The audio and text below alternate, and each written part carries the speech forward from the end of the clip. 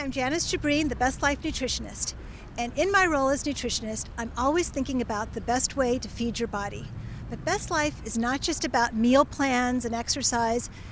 We take the total holistic person into account, and that means mind, body, and spirit. Spirit can mean anything.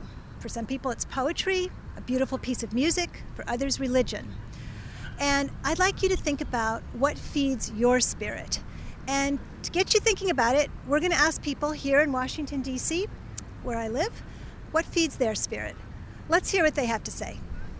I would say probably feeling like I'm a part of a greater community. You know, that's one of the reasons I go to church. It's the reason I have a really strong group of friends here. Like I mentor 2 kids that are in foster care, and I tutor math at an elementary school, and I go to a church, and my church started a women's shelter, and so we're really involved in that kind of stuff.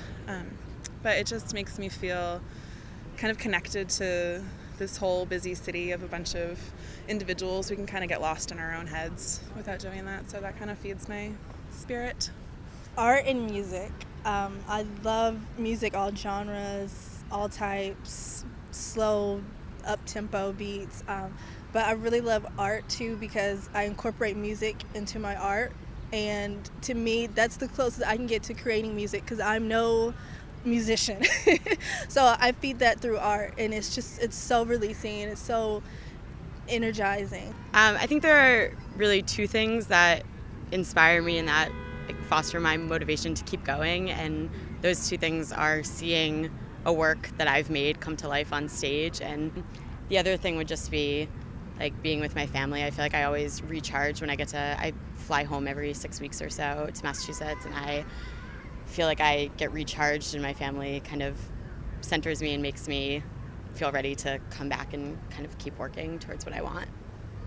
I celebrate Shabbat, so that it's a lot of spending time in community with like big meals and singing and celebration, and it's a time to sort of say like no electronics, no TV, no phone, no computer, and just be with ourselves and with each other, and really we talk about Torah, we talk about food, we say give thanks for everything that we eat, and just to be really grateful that I'm alive and functioning and happy, and all of that keeps me very spiritually sustained.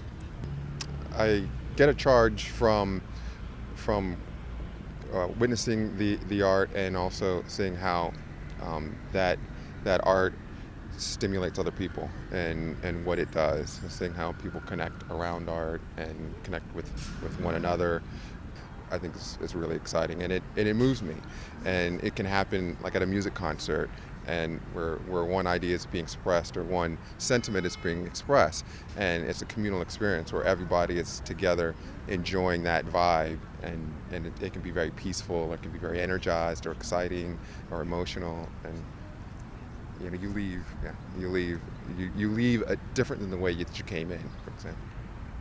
I guess it's the people that I meet. I just moved to DC, so I've been meeting a lot of new people, and I work with students, so they probably teach me a lot more than I teach them, and I think I just feed off of what everyone brings to the table.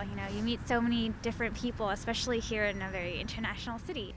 And if you want to tell us how you feed your spirit, please do.